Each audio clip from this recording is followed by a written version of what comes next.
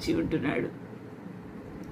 భక్తుడైన దావీదు కూడా మంచి ప్రవచనాన్ని పలికి ఉన్నాడు.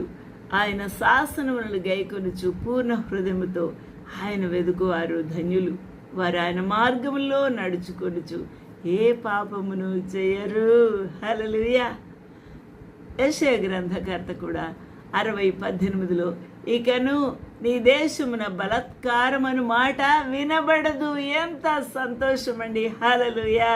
బలత్కారం అనే మాట, బలత్కారపు పనులు, చెడు పనులు ఏముండవు. నీ సరిహద్దులో పాడు అన్నమాట కానీ, నాశనం అన్నమాట కానీ వినబడదు. హల్లెలూయా. ఎంత glorious period the lord is going to allot for us.